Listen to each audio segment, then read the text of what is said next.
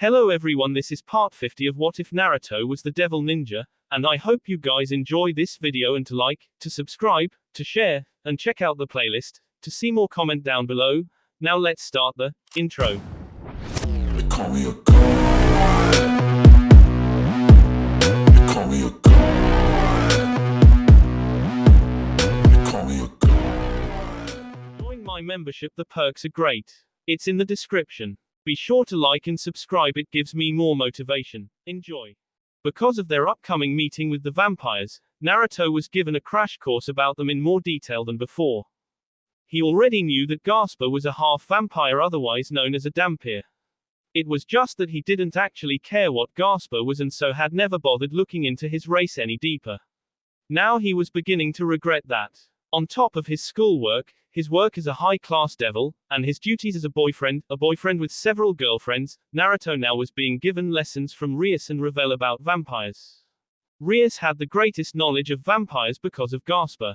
She had studied vampires religiously in order to be a good master for Gasper, and while Revel did not have her first-hand experience, she was knowledgeable about all kinds of other matters, including vampires, since sometimes a half-vampire turned up in rating games. Revel also had an objectivity that Rias lacked. After having the knowledge of vampires thoroughly pounded into his head, the day the Gremory peerage would meet with the vampires was upon them. Or rather, the night. The meeting place was the Occult Research Clubroom, and it was not just Rias peerage who was attending. Aside from him, there was also Sona and Tsubaki, Azazel as a representative of the fallen angels, Metatron, and a beautiful woman from the heaven side. She didn't look much older than 20. She had blonde hair, blue eyes, and a soft smile. A gentle aura seemed to emanate from her, which complemented the nun's habit she wore. Naruto knew who this sister was thanks to Rias, but even if he didn't, seeing the look on Irina's and Zenovia's face would have been enough to tell him. Good evening, everyone. The young woman in the nun's habit stepped forward, clasped her hands, and bowed. I don't believe I have properly introduced myself yet. My name is Griselda Quattro. I am supervising the staff members from heaven in this region. I only introduced myself to the Sekiruote and Sister Asia before, but I hope I can get along with the rest of you. Very pleased to make your acquaintance. As the woman bowed to everyone present, Naruto leaned over and whispered to Ise. When did you meet her? It was after Zenovia returned with us from Kyoto, Ise whispered back. She was scolding Zenovia for what happened. I just happened to run into her when I was with Asia at the time. Sister Griselda is very nice, Asia added. While Asia vouched for Griselda, Zenovia shuddered repeatedly and her face had gone pale. She looked like she was trying to hide behind Ise. Griselda is actually my boss, Irina added. She gave Naruto an apologetic look. I would have introduced you too much earlier than now, but there was never a good time. You're always so busy these days. That is true, Naruto said with a grimace. It almost makes me wonder if I should have declined the offer to become a high-class devil. Even though they were speaking softly, Griselda still seemed to hear them, or maybe she had already been paying attention to them from the start. Naruto felt her eyes on him barely a second after her introduction ended. He met her gaze with an inquisitive and open smile, which seemed to stun the woman at first, but then her own smile widened. And so you are Naruto Uzumaki, she said. You don't know how long I've wanted to meet you, especially since you came back from Kyoto. You know Irina won't stop talking about you. Really? Naruto perked up, glancing at Irina, who suddenly went beet red and began twiddling her fingers as she looked away. It looked like steam might start rising from her head at any moment. If this weren't an important meeting, he might have pulled her onto his lap.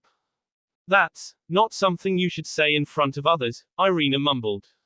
I told you that in confidence. It's fine. Griselda still wore that smile, but it seemed a tad teasing to him.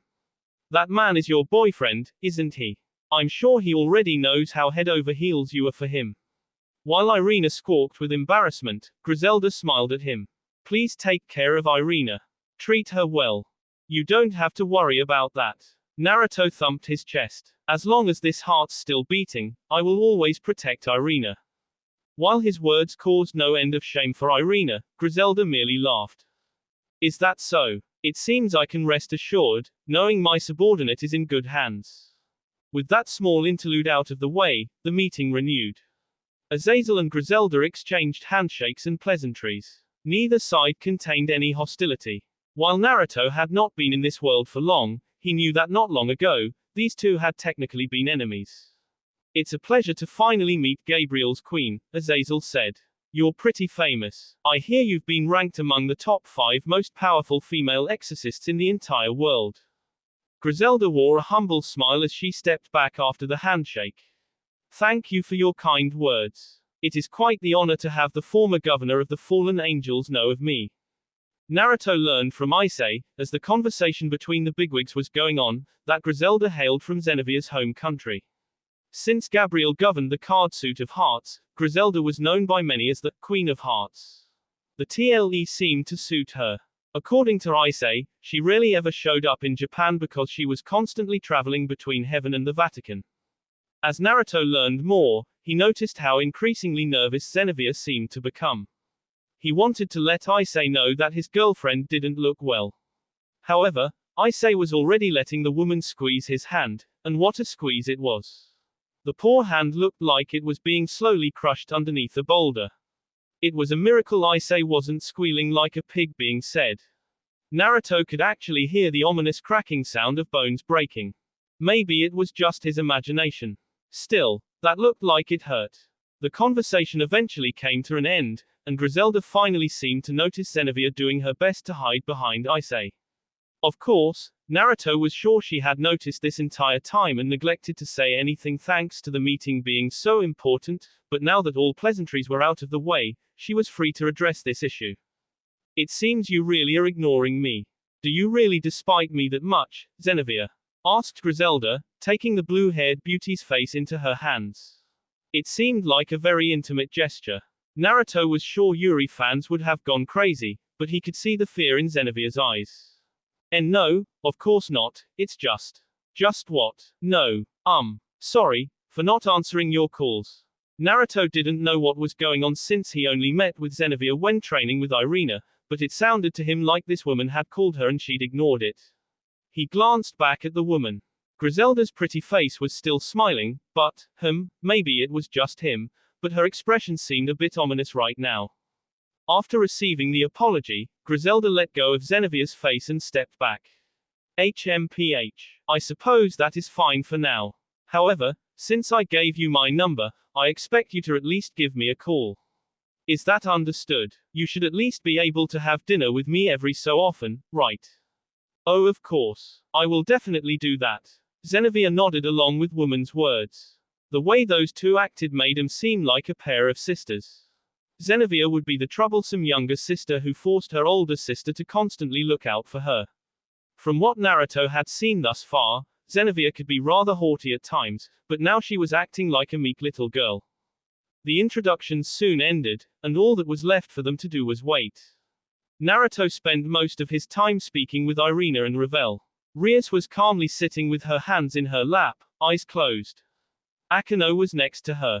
The two looked perfectly composed. On the other hand, Issei was forced to deal with Rainier complaining about how she didn't have a place next to him. Both sides were already occupied by Issei and Xenovia. Meanwhile, Kiba was standing in the background like the ever-cool knight he was. Out of all the people present, the one who seemed the most nervous was Gasper. As the night wore on, the atmosphere became abnormally cold. This coldness seeped into their bones and seemed to be coming from outside.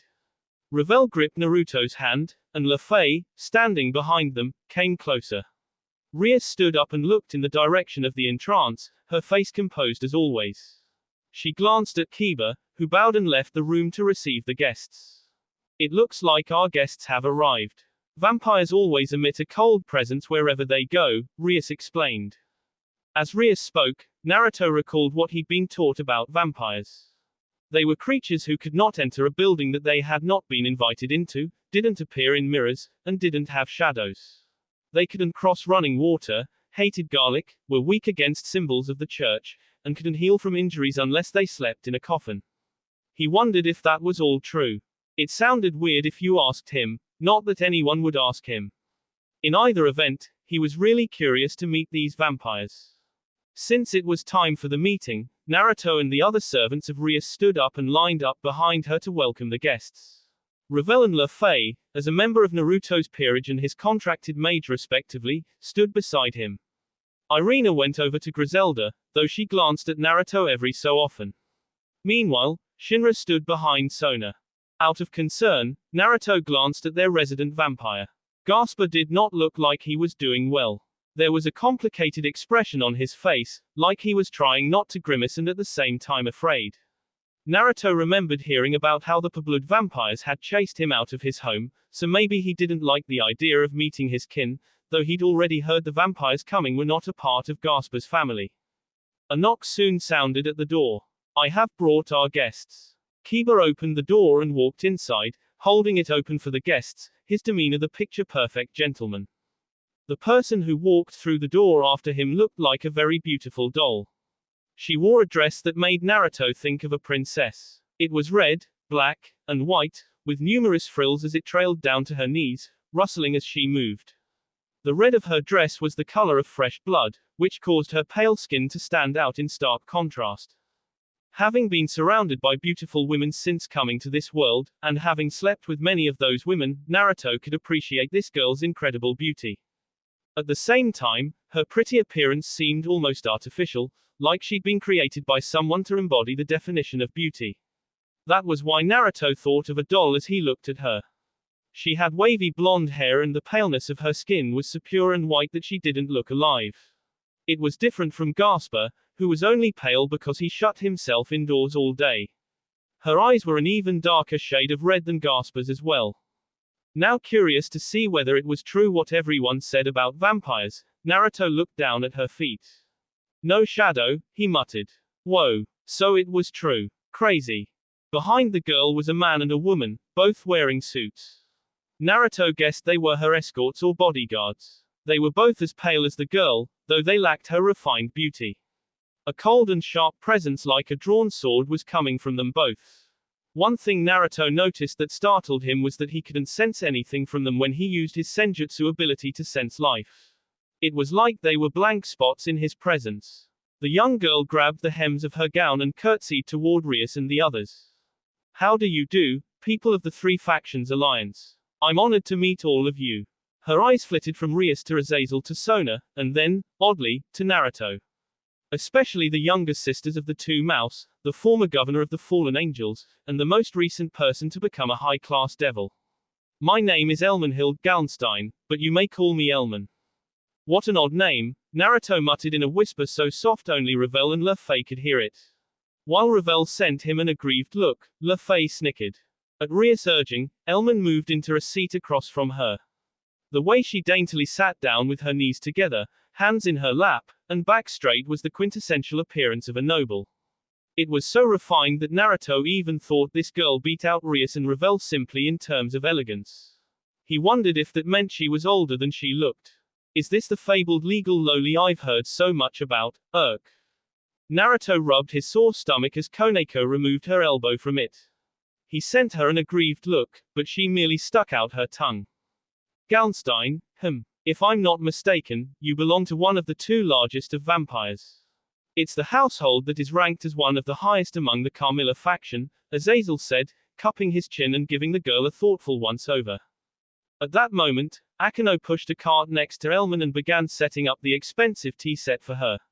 With the refined elegance expected of a shrine maiden, the half-fallen poured the vampire girl some steaming tea. The scent reached even Naruto. After the tea was poured, Elman thanked Akeno and smelled the cup. Her expression seemed to brighten just a little as she took a sip. "Elman, I apologize for asking this without preamble, but could I have you tell us the reason for your desire to meet with us now? The Carmilla faction has avoided contact with us for many years. You must have a reason for breaking your long-standing tradition, yes?" asked Rias, getting right to the point. Naruto was a little shocked that Rias wasn't playing the niceties game. Wasn't that how nobles did things, or was he being influenced by too much anime? "Do not feel the need to apologize. It is your right to know what we want." Elman closed her eyes, then opened them after coming to a decision. "I, of course, have no plans to beat around the bush either. The reason I am here is because I would like to borrow Gasper Vladi." Everyone's eyes widened when they heard these words. Not even Rias or Azazel seemed to expect this. Rias was staring at the young girl, blinking several times with a blank look on her face like she wasn't sure she had heard right.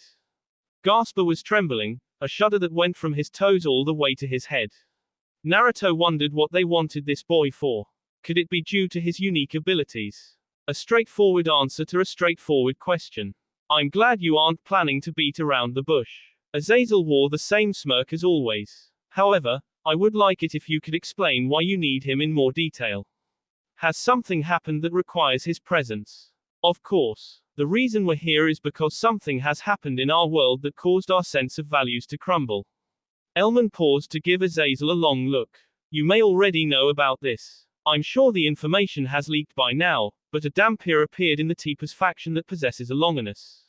Naruto had already heard about this, so he was not surprised.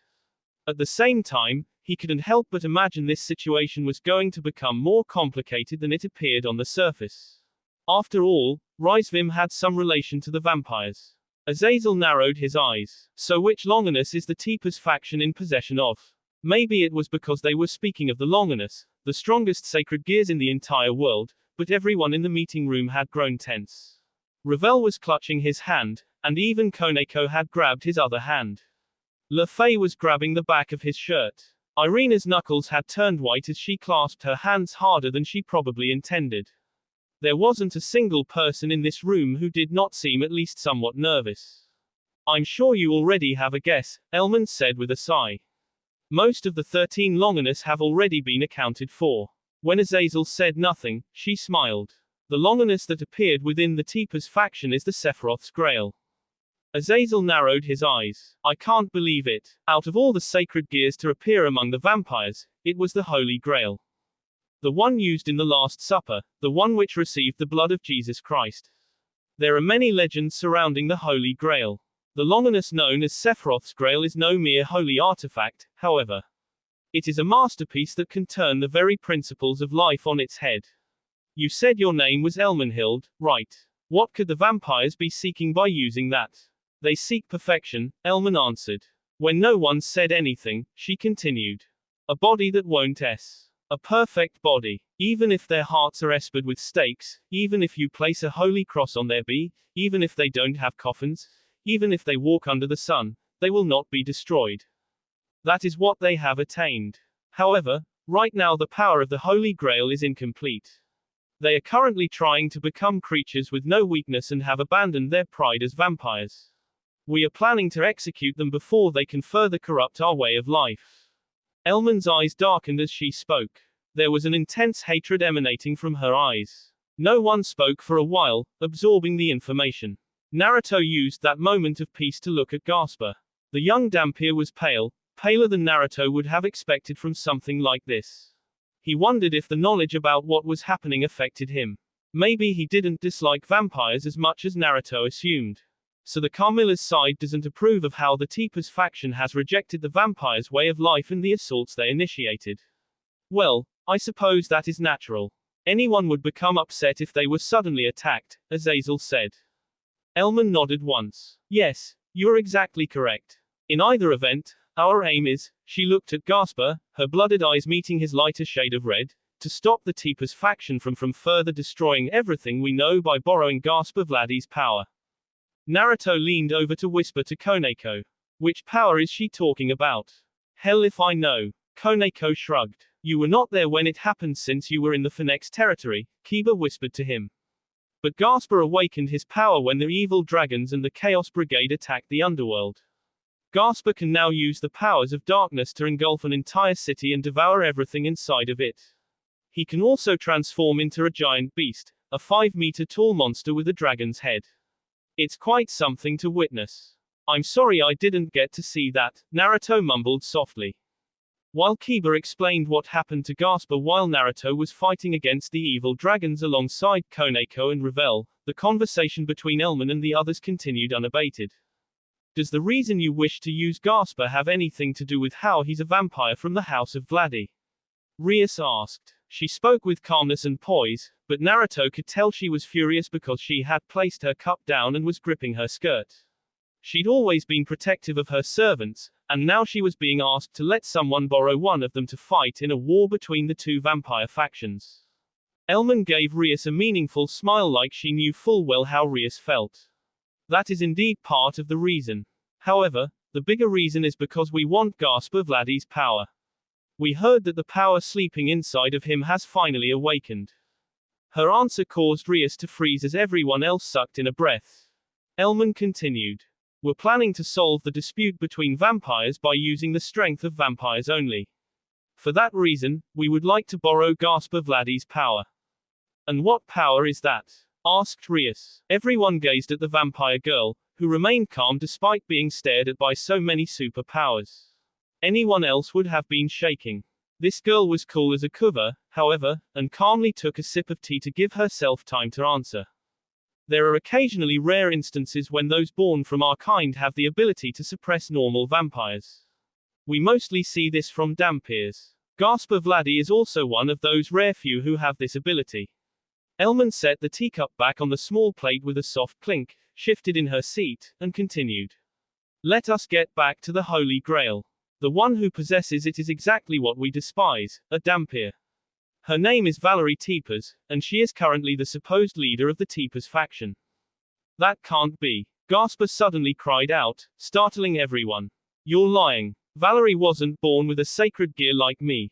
Gasper had been trembling in fear up to this point, but upon hearing about the name, Valerie Teepers, he began arguing vehemently with Elman. It was apparent that Valerie was important to Gasper. What reason would I have to lie? Asked Elman, her words taking Gasper aback. Sacred gears don't always activate at the moment you are born.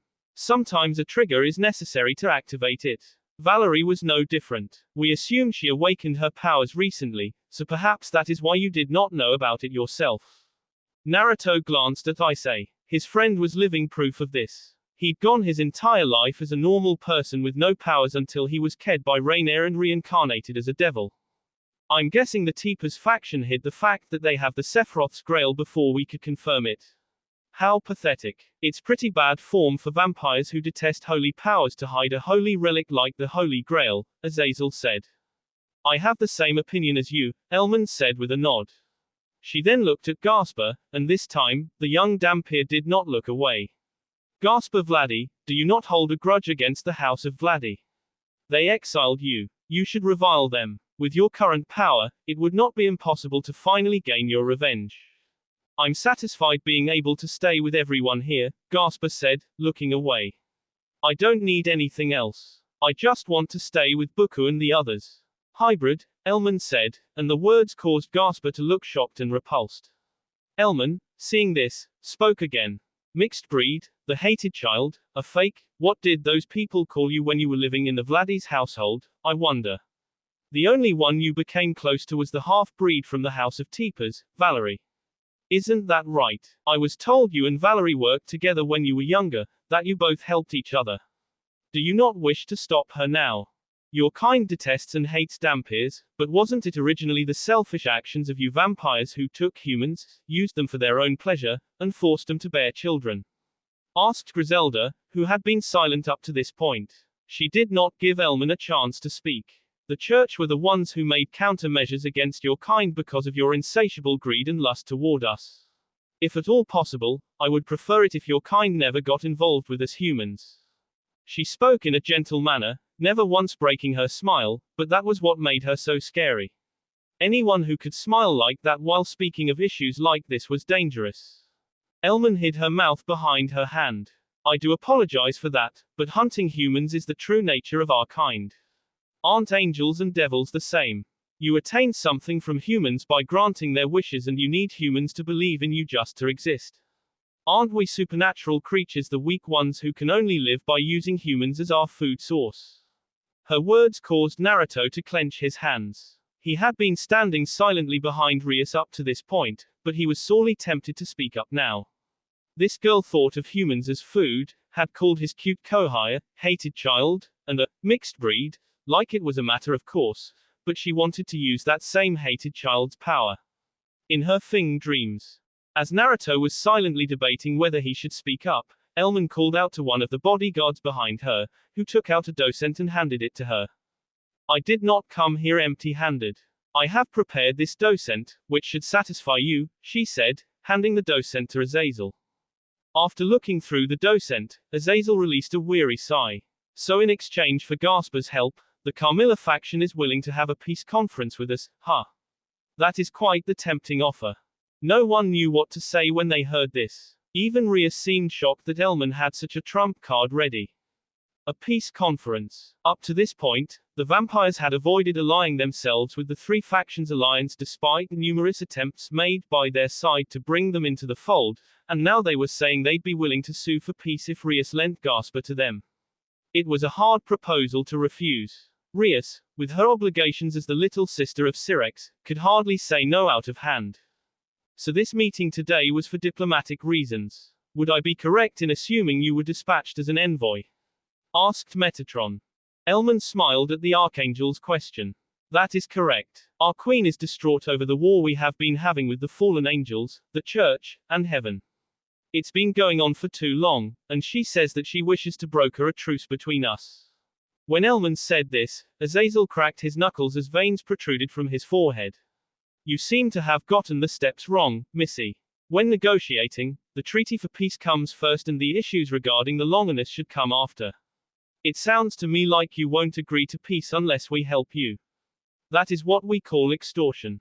You are only doing this because you know we cannot disagree out of hand, Griselda added, seemingly calm even though her eyes were now narrowed.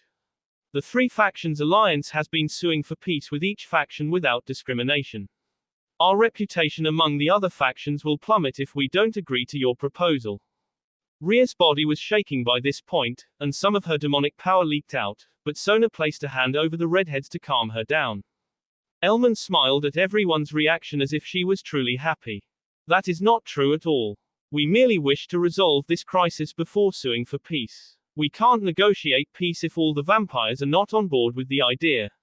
If you lend us Gaspar Vladi, we will be able to defeat the Teepers faction, which will leave us free to sue the peace you so crave. Is that not a good deal?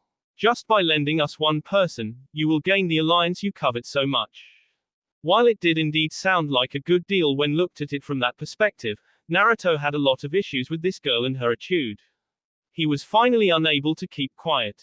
We haven't agreed to lend him to you yet, so wipe that smug look off your face. Naruto's words caused Elman to look at him with discrimination in her eyes. Naruto Uzumaki, the most recent high-class devil to join the ranks. I have indeed heard much about you. You have accomplished a lot in the short time you became a devil and you've even become the fiancé to Rias Gremory and Revel Phoenix, but just who do you think you are? Do you really believe you have the right to speak to me like that? I am a special envoy of the vampires and you're just a... Shut the F up, Naruto cut the girl off with a harsh rebuke. Wah! Elman's face couldn't go red because she was a vampire, but the rage in her expression was clear. You cannot speak to me like that, you. I said shut the F up, Naruto snapped. Who the hell do you think you are? You might be an envoy of the vampires, but you are still a guest in Rias Gremory's territory. You do not have the right to demand she hand over one of her servants. Trying to force her to go along with your whims because you think you hold the upper hand is an act of stupidity on your part. Are you a f***ing idiot? While he was speaking, everyone on his side remained silent, too shocked by his sudden outburst to even say a thing. Even Rias looked stupefied by his words. But Naruto didn't think what he was saying was so shocking. Surely they knew his personality by now. He had never been the kind of person who could sit down and listen to someone spout bulls, especially not when that person was demanding they hand over his friend. You. By this point, Elman was in such a rage that she could barely form any sentences. Naruto gave her a cold grin. Let's not beat around the bush here. You only came to us because you need Gaspar. You can't win your war against the Teepers faction without him. Otherwise you would not have come here to negotiate with us, but we don't really need you. Whether it's the Teepers faction of the Carmilla faction, you both seem pretty SCMY to me. While Elman was glaring at Naruto like she wanted to bite his head off, he came up to the table, placed a hand against it, and leaned over to glare right back. We might want peace, but we're not going to pursue peace with a group of people who are half-assedly asking for peace while simultaneously telling us they won't even negotiate unless we comply with the demands. I suggest you rethink your strategy before coming back here. Elman continued to glare at Naruto, who stared right back into her eyes. Since this woman was being stubborn, he decided to take things a step further by projecting his power onto her. He did not use king intent. His goal was not to provoke a fight, but the pressure of his chakra was still enough to shake the woman up. Her eyes widened and her breathing became heavy, strained as if an anvil was being pressed on her chest. That's enough, Naruto, Rias said. Naruto snorted and released his chakra before moving to stand behind Rias. My fiancé is right, Rias continued, glaring at Elman. If you truly want peace, you would have sought it out regardless of whether or not we have something you need. The fact that you are coming to us now means you don't actually care about pursuing peace. I suggest you leave for now. If you ever want to negotiate with us, then make sure you have a better mindset. And also, do not dare insult my servants again. You won't like my response if you do. Elman stared at Rias, whose eyes had grown harder than diamonds. She seemed to have realized her position had weakened. After looking at everyone else and seeing that none of the people on Rias' side were going to stop this, she stood up and gave them a stiff smile. It seems I have overstepped my bounds and angered you, Elman said. My apologies. I will return when we've all had a chance to collect ourselves. Elman sent Naruto one last glare before turning around and leaving, her two guards following behind her. Devil Ninja. Once Elmenhild and her two bodyguards left the room, everyone exhaled a deep and weary breath. The cold feeling had disappeared. However, a new feeling had taken its place. One by one, the people present inside the room turned their attention toward Naruto, who stood there and looked at them with a curious tilt of his head. What are you people staring at me for? He asked. I hope you realize what you have just done, Griselda said in a stern voice. Naruto shrugged. I just told AB where to shove it. Koneko nodded. That hag can suck it. I don't like her. You too, Revel groaned as Naruto and Koneko shared a high five. I do not like that woman any more than either of you, but you don't seem to understand the ramifications of your actions. What you have just done was create a potentially irreparable rift between our faction and the vampires. It could cause hostilities between us to reinitiate. What's more, if they decide to spread the word that we denied them the chance for peace, other races might come to see us in a poor light. That would make all the hard work everyone has put in for nothing. Everyone aside from Naruto and Koneko nodded. The little Nekosho did not appear the least bit bothered by Naruto's attitude, but the others took issue with what he'd done. Despite this, Naruto stared evenly at the others, his eyes not betraying a hint of remorse. I feel like I should have expected this from you, Azazel muttered. You never were the kind of person to put up with crap like that, but I do wish you had thought about your actions a little more. What makes you think I didn't think about my actions? Asked Naruto. Rias frowned. What do you mean? Think about it, Rias. Naruto moved over to the now empty couch and sat down. Koneko followed and sat on his lap. Unbothered by her cute little butt wiggling against him, Naruto wrapped his arms around her waist continued. The Carmilla faction came all this way after rejecting our peace offerings several times, all for the sake of Gasper. This sort of action shows how desperate they are to have Gasper's power on their side. Do you really think people who are so desperate will smear our name in the mud out of a sense of revenge? If they did, they have to know that we would never agree to lend them Gasper. Naruto's words had a shocking effect as everyone realized he was right. Elmenhild and her Carmilla faction wanted Gasper, and they wanted his power bad enough that they decided to finally accept a truce with the three factions alliance to get it. This was, of course, in spite of having rejected Syrex and the others several times. Why would they do that if not complete desperation? You do bring up a good point, Azazel said, running a hand through his hair. If they really want Gasper's power and they're desperate enough to seek peace with a faction they've been ignoring up until now, they're not going to do anything that could drive us into a corner. An animal is most dangerous when it's cornered. At the same time, however, we cannot afford to corner them, Rias said. We'll have to think carefully about how we should handle the vampires from now on. Now that the vampires were gone, the situation had relaxed a little, but it was still tense. The group gathered around the tables. Revel walked up to Naruto and Koneko, her expression pouting and her cheeks red. Koneko saw this, sighed, and shifted until Naruto's left thigh became available. Ravel's expression brightened as she pounced, taking that place for herself. Now with two beautiful girls sitting on his lap, Naruto found himself having to place a hand on each of them to keep them from squirming too much. Hey, is my lap really that comfortable? He asked. Koneko nodded once. Your lap is the most comfortable. Ha, I enjoy sitting on your lap too, Ravel admitted with bright red cheeks. While Naruto was wondering whether his lap truly was the paradise these girls made it out to be, Sona turned to Rias. Her expression was cold as always. However, there was a hint of concern in her gaze as she addressed Naruto's bride-to-be. What are you planning to do now? We might have managed to drive them off, but they will return. I also don't think it's wise to ignore cooperating with them. Once they come back, you may be forced to send Gasper off. Worst case scenario, you lose him for good.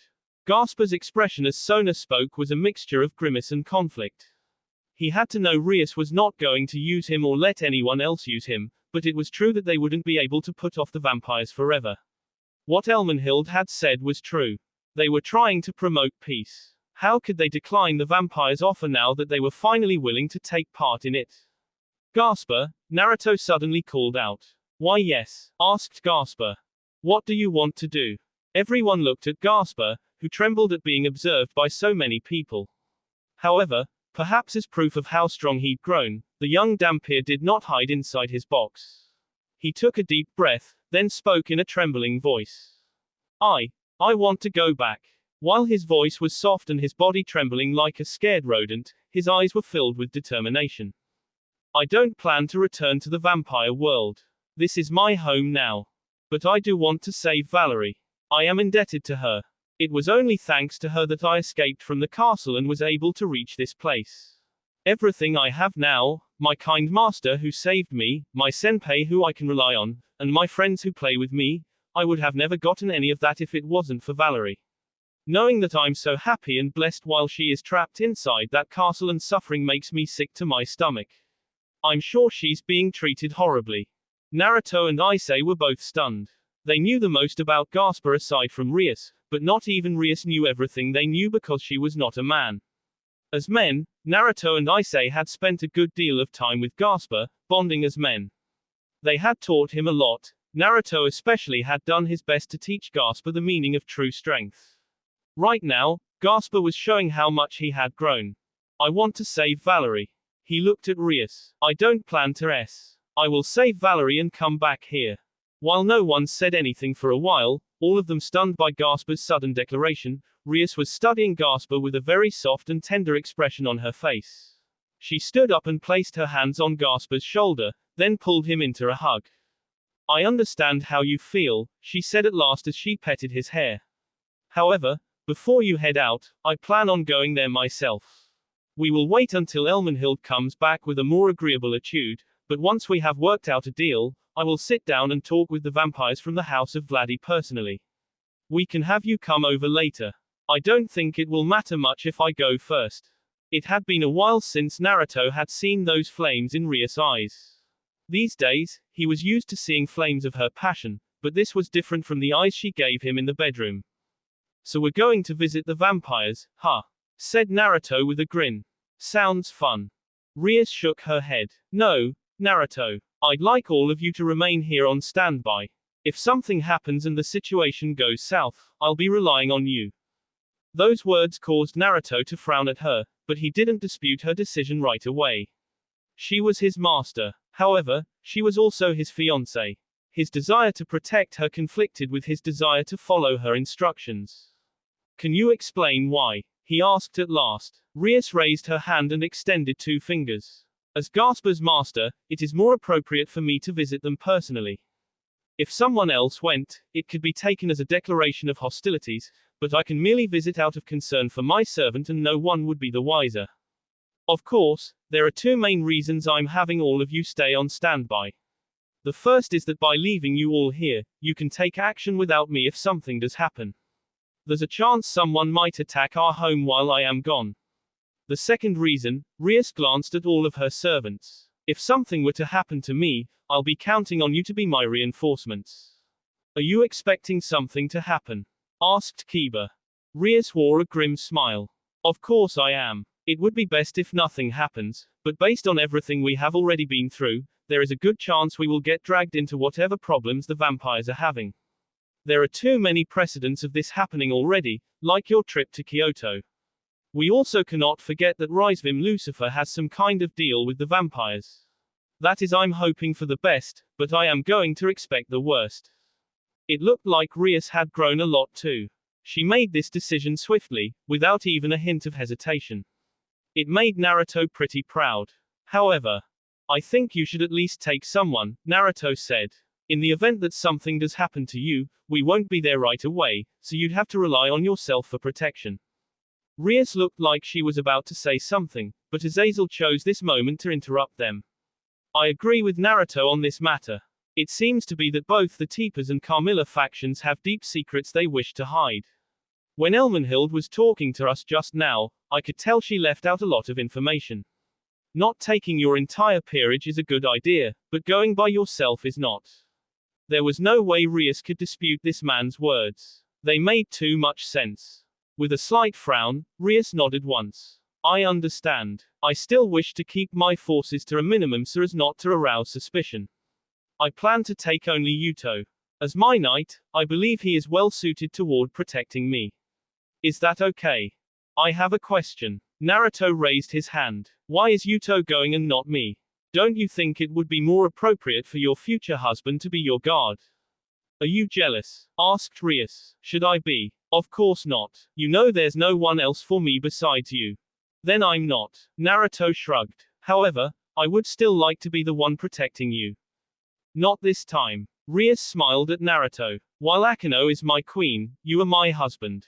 If something happens while I am away, I will be expecting you to handle the situation. Also, if I visited the vampires with you at my side, it would make them more wary. After all, your reputation precedes you. Naruto's hands on Koneko's and Ravel's thighs twitched, which both girls noticed. They placed their hands over his as if to help him remain calm. He took several deep breaths. The scent of their shampoo actually did serve to keep his mind serene. Rias was correct. He did have a reputation now.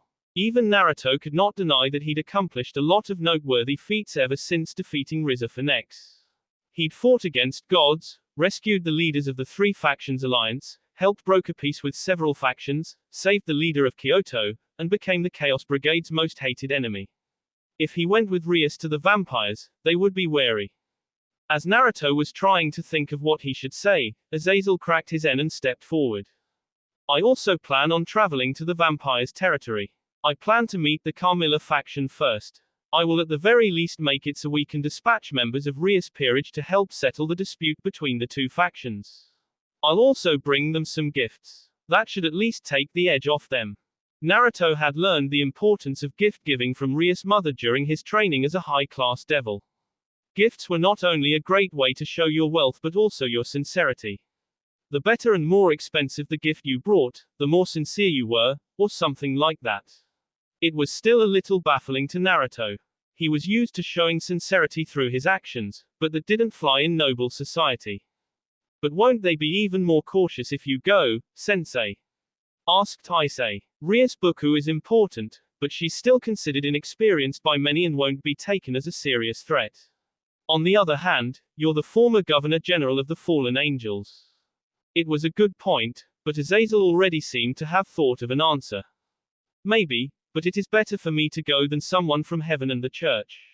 The angels are still at war with the vampires. Also, I have a good feeling that my knowledge about the sacred gears will play a key role in our negotiations. Issei's eyes flashed with inspiration as he realized what Azazel meant. Naruto also nodded. He had realized why Azazel decided to go as well. You're talking about your knowledge on the Holy Grail. Issei exclaimed. You got it. Azazel grinned at the group.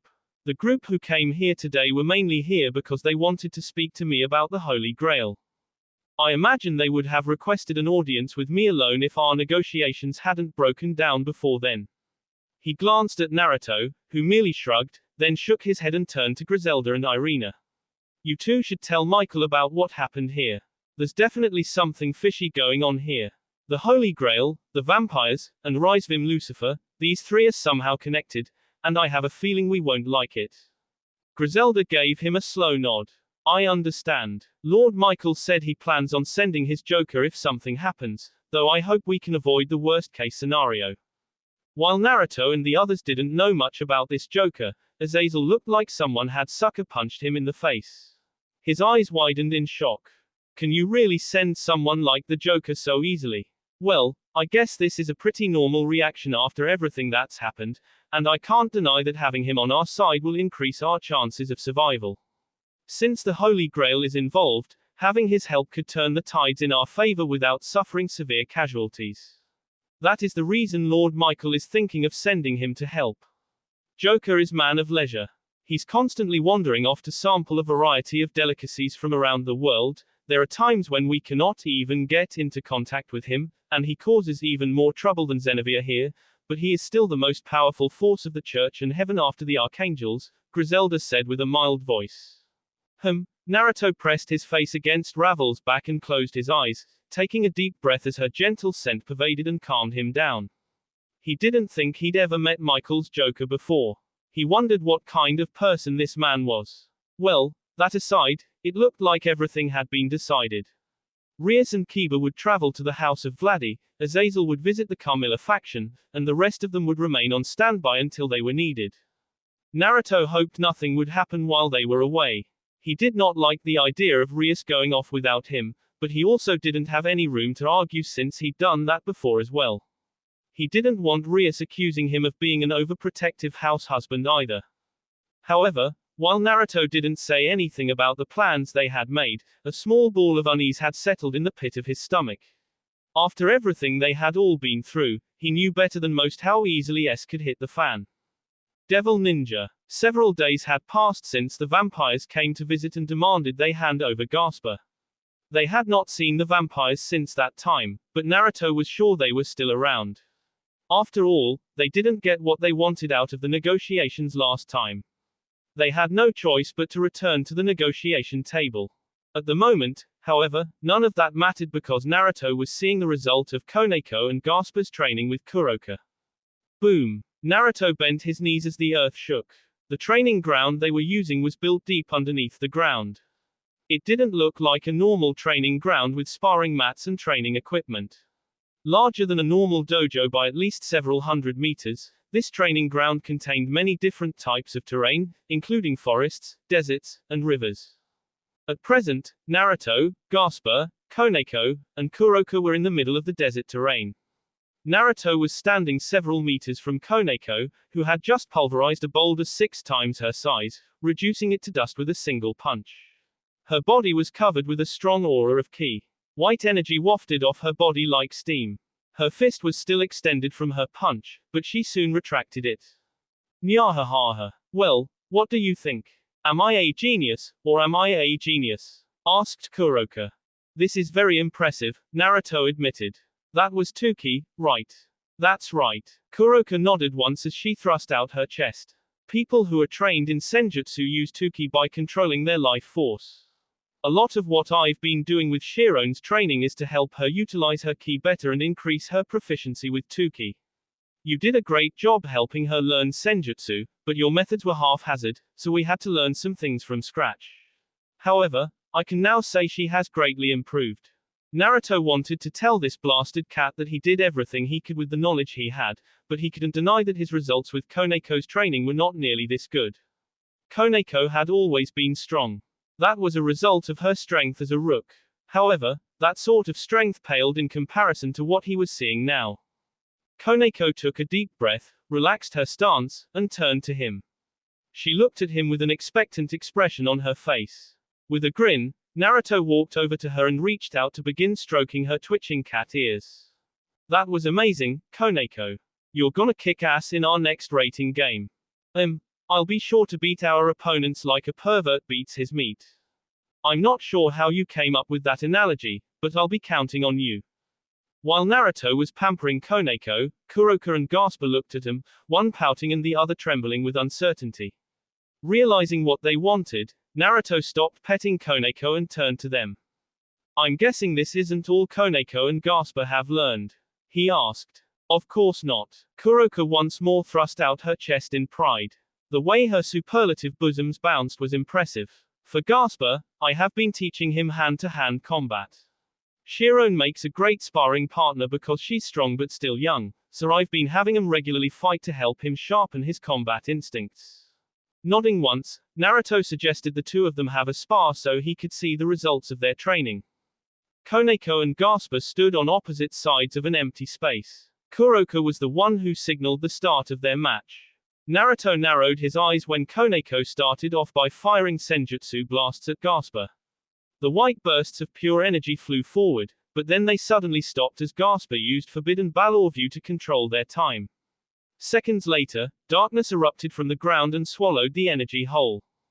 Naruto was surprised to see that Gasper had learned to control darkness and shadows already, though he knew it was something he could do because he was a vampire. His race had a very strong affinity toward darkness. While her attack had been negated, Koneko did not let that bother her. It seemed to Naruto that she had been using that as a distraction. Because Gasper was busy dealing with her frontal assault, he never noticed her coming up behind him, or so it appeared at first. Koneko's body was covered in Tuki as she launched a straightforward punch at Gasper's spine. An attack of this level would be enough to leave a normal person paralyzed in the ground, but Gasper merely transformed his back into something that resembled a monster's back. The area around his spine turned pitch black and grew hard. When Koneko's fist struck it, Gasper was blasted off his feet, but he managed to flip through the air and land safely. Even so, he still traveled for well over 20 meters. They really have grown a lot stronger, Naruto said as he watched the battle progress so far. Koneko has gotten powerful, of course, but I'm surprised Gasper is so strong now. He's this strong because of what happened during the dragon attack on the underworld, Kuroko said. I'm sure you've already heard about it. Gasper activated his balance breaker during that event and gained incredible power.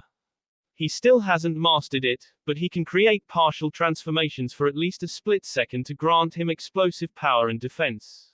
I have to be honest, his power is a little frightening. That Forbidden Balor View of his is so strong it has the potential to become the 14th Longinus. That's so, Naruto muttered. The battle continued. Koneko slammed her hands into the ground, causing the earth around her to split open.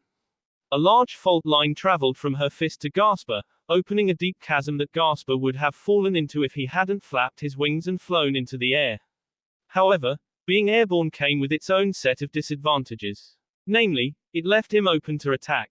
Koneko began sprinting across the battlefield like a silver blur, tossing her senjutsu attacks at Gasper, who could only briefly use Forbidden Balor View and his partial transformations to knock each attack out of the sky.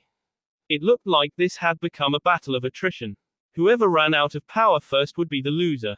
I know what you're thinking, but this isn't a battle of attrition, Kuroko said to Naruto when she noticed the look in his eyes.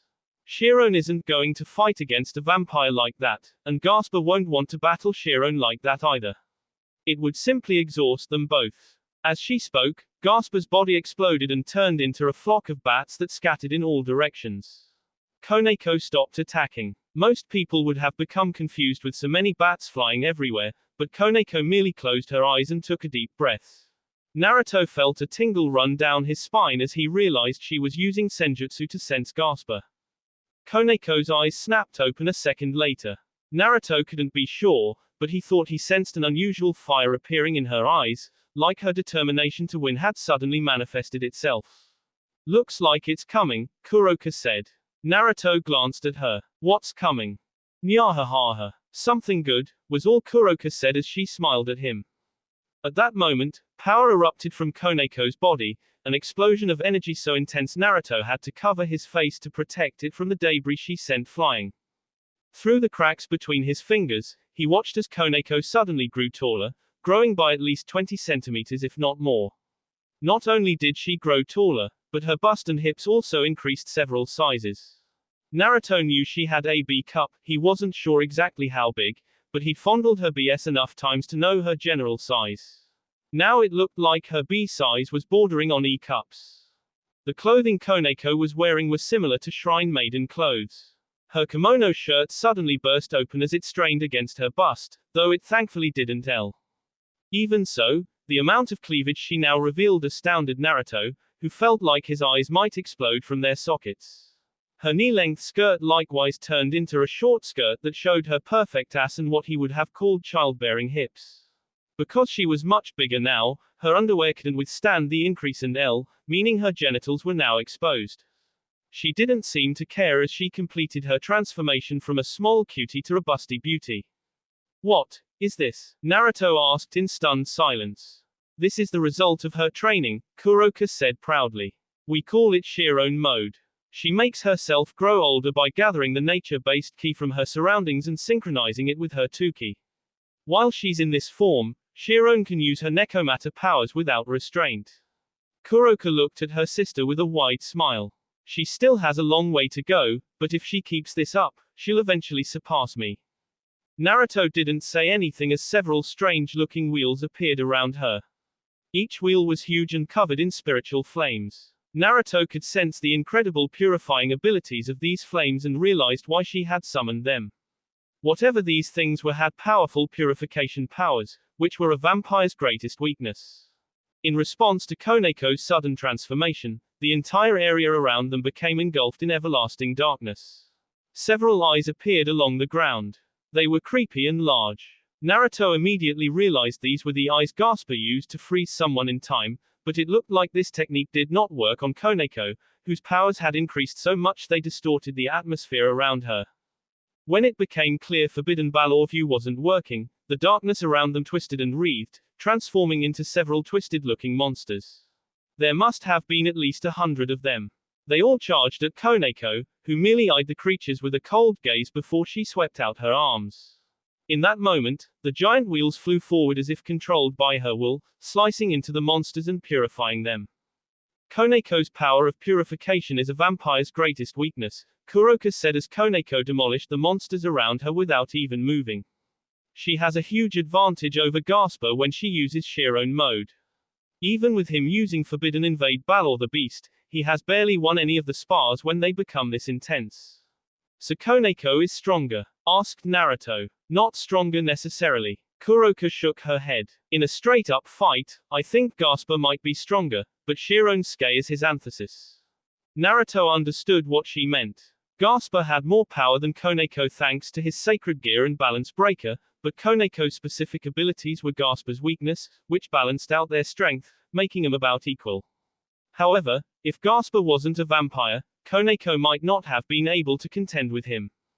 The battle continued with Koneko destroying the monsters Gasper created before eventually locating her sparring partner within this world of darkness.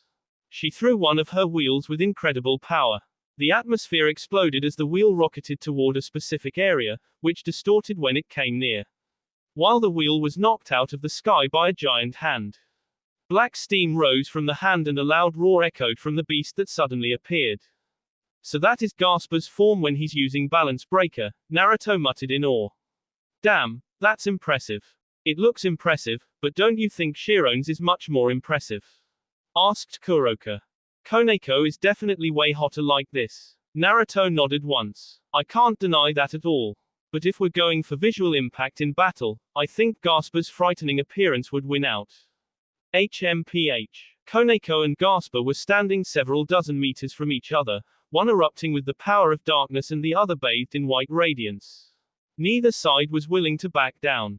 Naruto could only wonder at how this would end, but he would never get the chance to see who would emerge victorious from this bout because Ravel entered the training ground several seconds later and informed everyone that dinner was ready. That will be all for this video. Be sure to like, subscribe, share, and comment down below for more videos. Goodbye.